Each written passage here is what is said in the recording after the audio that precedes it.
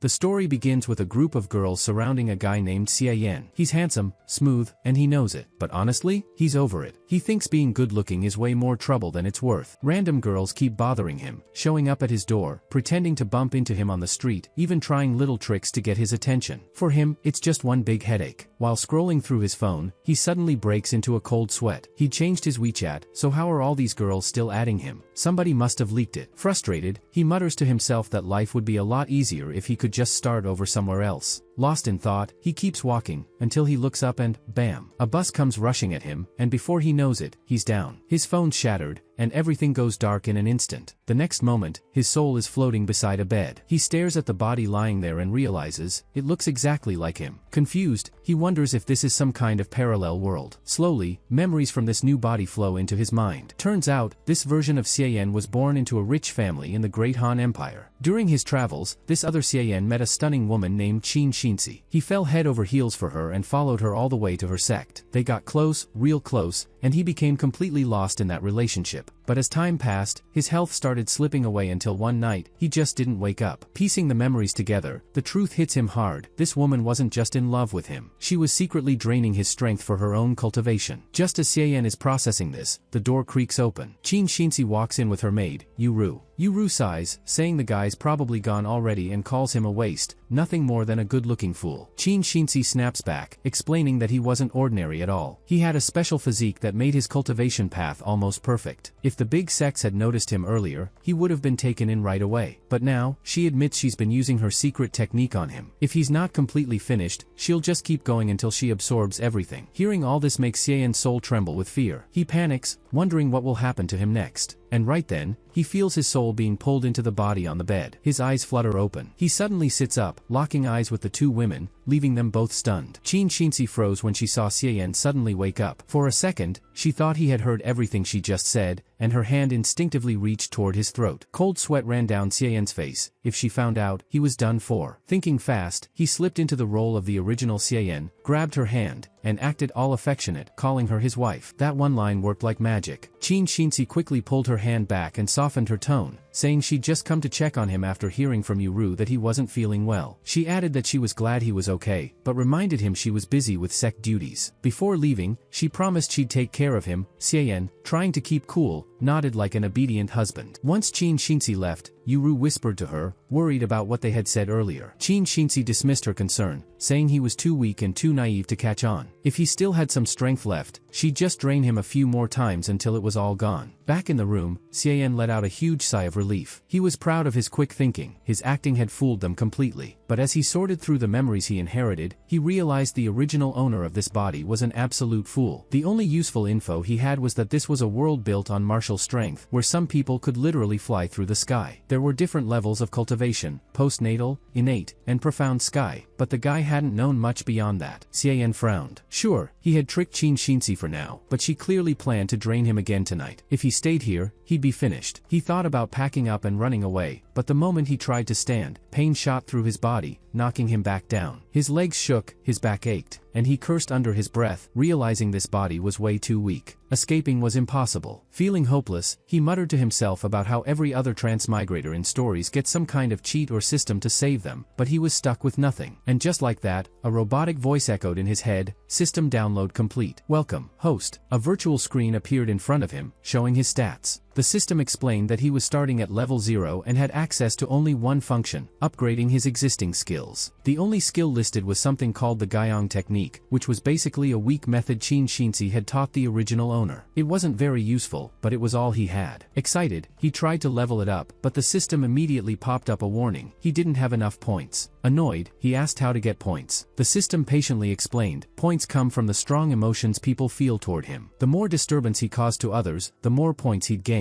Cian rubbed his chin, thinking this over. So basically, if people loved him, hated him, feared him, or even envied him, the system would eat up that energy and turn it into points. Interesting. The system went on to explain that the myriad worlds basically meant all kinds of different universes. With its help, Cian could one day travel to other worlds at random. Hearing this, he lit up. That was huge. But then reality hit. This world, not Earth, had been locked in as his main world. If he ever wanted to go back to Earth, he'd need the myriad worlds transition function. Sadly, that function would only unlock unlock once the system reached level 1. Curious, he asked how to level it up. The system answered that it wasn't about points, it required finding system fragments scattered across different worlds. And since those fragments only appeared when he got close, it was all down to pure luck. With that, the system signed off politely, telling him to say "System home" whenever he wanted to use it again. Cian sighed. No point stressing about the fragments right now. The only thing he could actually work on was collecting points to upgrade his skills. The next morning, he put his plan into action. Stepping out of his room, he ran into Yuru standing guard. She immediately blocked his way, asking where he thought he was going. Cian casually said he was bored and just wanted a walk. Yuru protested, mentioning that her mistress had told him to stay put. Before she could finish, Cian slapped her across the face. Yuru froze, clutching her cheek in shock, her mind spinning. Cian scolded her, telling her to show some respect and call him young master. The system instantly chimed, 0.01 rage point acquired. Yuru glared at him, her anger boiling over. She demanded how he dared strike her, but Cian mocked her right back, saying he was weak anyway, and if something happened to him, she'd be the one in trouble. Yuru fumed, grinding her teeth, but didn't dare fight back. Instead, she let out her frustration by punching a nearby tree, muttering that she wouldn't dare touch him. Another 0.01 rage point acquired. Cian smirked to himself. So even these scary sorceresses could hand him points just by getting emotional. That meant if he stirred up enough feelings in people, he'd be able to grow stronger. When he asked Yuru to help him up, her anger faded. To his surprise, a blush appeared on her cheeks as she supported him. Right then, the system chimed again, 0.01 secret joy acquired. Cian blinked in confusion. Did this girl actually like him? As Yuru escorted him outside, they ran into a group of women from the sect. They greeted Yuru warmly, teasing her about walking with her young master. Some even giggled, saying he was quite handsome and joking about stealing a kiss. Others laughed, warning that Qin Shinzi would never allow it. Cian muttered inwardly, if only they weren't all sorceresses trying to drain him, this might actually be fun. But the mood shifted when a group of men approached, sneering. They mocked him for being Qin Shinzi's pretty boy, saying they hadn't seen him outside in days. One of them snickered that maybe she already had someone new. Another pointed at Cian's weak-looking body, joking about how long he could last with senior sister before completely collapsing. Their laughter echoed in the street, dripping with scorn. Hearing the group of guys mocking him, Cian didn't stay quiet. He shot back, calling them little boys and asking if they'd even brushed their teeth that morning. His sarcasm only got sharper. He even joked that their breath smelled so bad they must have rinsed with something nasty. The men instantly bristled, one of them raising his fist and calling Cian useless for daring to talk back without any real martial skills. But Cian tilted his head, acting all innocent, asking if they were seriously going to hit him. He reminded them that just yesterday, Qin Shinzi had told him he needed to be more assertive from now on. Inside, he smirked. Qin Shinzi was no ordinary woman. She was the sect master's fourth direct disciple. That meant her status was untouchable. The original owner of this body had always been bullied because she never really stepped in for him, but Cian knew deep down she wouldn't let him be harmed either. So, why not use her name as his shield? The second Qin Shinzi's name came up, the guys froze, clearly nervous. Cian pounced on that fear, mocking them further and calling them pathetic for trembling at just the mention of a woman's name. His words hit like daggers, and the system chimed with another tiny increase in rage points. Not much, but it was still something. Encouraged, Cian went all in. He cursed their ancestors for generations and even tossed in a weird line about his wife writing her own name upside down. That earned him even more points from the stunned onlookers. He quickly realized he had stumbled onto the perfect trick. None of these people would dare lay a finger on him as long as he leaned on Qin Shinzi's name. Fueled by this discovery, Cian marched straight to the training grounds. There, he unleashed a storm of insults on everyone who had ever mocked the original Cian. He left them red-faced and fuming. After that, he strutted over to the mountain gate and let loose on the guards too. They glared at him with clenched fists, but he taunted them to go ahead and fetch his wife if they didn't like it. By the time he made it back home, night had already fallen. Exhausted but eager, he opened his system interface to check the results of his little verbal workout. After a full day of cursing people out, his total stood at just over 2 points. Only 2. He groaned at how slow it was, but then his eyes lit up. 2 points was still enough for a skill upgrade. Without hesitation, he tapped on the Guyong technique. Instantly, a wave of energy flooded his body. He felt refreshed, stronger, almost like his limbs had new life. He grinned, thinking the system was finally paying off. But when he looked at the details, his excitement dropped. Apparently, the Guyong technique maxed out at level 1, and all it really did was improve a few physical qualities with some small side effects. Still, he had 1 point left. Curious, he tapped again, and to his surprise, the upgrade worked. The Guyong technique rose to level 2, and his points dropped to almost nothing. He sat there wide-eyed, realizing this so-called garbage skill might not be so useless after all. Just as Xie was celebrating his new strength, the system chimed in. His cultivation had leveled up to the postnatal first stage. He was thrilled. But before he could bask in that joy, there was a knock at the door. And who else but Qin Shinzi walked in. She had heard about him stirring up trouble earlier, ready to scold him. But the moment she stepped inside, she froze. Xie was lying on the bed, striking a dramatic pose like some kind of performer. He even waved her over, saying he'd come up with some new techniques she might enjoy. Qin Shinzi was stunned. This man, who had always been so docile, was suddenly bold and forward. She chuckled to herself, thinking maybe it wasn't such a bad change after all. She ran her hand across his face, teasing him, then playfully climbed onto the bed. From there, well, let's just say the details are best left to the imagination. What's certain is that neither of them got much sleep that night. The next morning, Qin Shinzi was the first to rise. As she dressed, she mused aloud that she hadn't expected her husband to improve so much, but thanks to the Guyong technique, he had benefited as well. He felt stronger than ever, and even admitted the technique was far more effective than he thought. If it hadn't upgraded last night, he might have been in trouble keeping up with him. Before leaving, she warned Xie not to cause more problems. She gave his shoulder a squeeze, playful, but firm enough to make him wince. He promised to behave, though inside he thought, if only the system would let me. When she finally left, Xie nursed his aching shoulder, muttering that even a light touch from her nearly dislocated it. The gap between their strength was overwhelming, and it was clear she was starting to suspect something about his sudden changes. He sighed, realizing he couldn't rely on luck. He needed more points, stronger skills, and maybe even a backup plan before Qin Shinzi lost her patience. Meanwhile, Qin Shinzi returned to her cultivation chamber. After last night, her progress had skyrocketed. She had reached the 9th level of the postnatal realm. Yuru noticed her glowing energy and happily congratulated her, saying she was close to stepping into the Xiantian realm. Qin Shinzi agreed, thinking the exchange had been well worth it. But at the same time, she reminded herself not to let her guard down around Xie. He was acting differently now, clever, unpredictable. Still, as long as he couldn't cultivate real martial arts, she believed he would remain hers, loyal and bound to her. A few days later, Xie took another stroll. The moment people spotted him, they started whispering behind his back. They called him useless, said he wasn't worth provoking, and gossiped that the sect master was gravely ill while Qin Shinzi was rapidly climbing in strength. If she reached the next realm, she'd likely become the new sect master. As for Xie, to them, he was nothing more than her pretty little plaything. As Xie strolled past a group of disciples, he thought to himself that he'd already gotten revenge on everyone who used to bully the original owner of his body. His points were nearly at 10 now, but recently they'd stopped growing. He realized even constant cursing wasn't enough anymore. Everyone was too demoralized to react. Being untouchable felt kind of boring. Still, holding on to points without spending them was useless. The Guyong technique was already maxed out. What he really needed was a brand new martial art. Problem was, even bluffing under Qin Shinzi's name couldn't get him access to one. Thinking of Qin Shinzi made him shiver. By day, she seemed calm, but by night she was relentless, constantly draining his energy and teasing him with that same line. Does my husband have a surprise for me today? If not, she'd punish him. Dragging his tired body out, Xie muttered that even with the Guyong technique, he couldn't keep this up forever. Then he looked toward the mountain peak, spotting a faint glow. He remembered what the system told him yesterday. There was a fragment nearby, something that could upgrade the system and unlock new features. To him, it felt like a gift from the heavens. Refusing it wasn't an option. That was how he ended up in front of the sect's ancestral hall. It was a sacred place where statues of past sect masters were kept, guarded day and night. And sure enough, the glowing mark showed the fragment was inside. 2 female guards immediately stopped him, telling him no outsider was allowed in, especially someone like him, who was only known as a cauldron for cultivation. Xie quickly put on an act, flashing a silly grin. He insisted they misunderstood him and showered them with over-the-top compliments about their flawless skin, willow-like waists, and peach blossom beauty. He claimed he just got so carried away that he accidentally wandered close. Surprisingly, one of the guards softened. She said it was no wonder Qin Shinzi liked him with a mouth that smooth. The other even hinted that he could visit her room later, since she was stuck on duty at the hall now. From a distance, Qin Shinzi happened to spot the scene. Her eyes narrowed when she recognized him. Xie also noticed her gaze, and cold sweat instantly broke out on his forehead. The 2 guards kept pressing him, teasing that being with both of them wouldn't be so bad. Trying to stay composed, he forced a laugh and said of course he was interested, maybe even right now,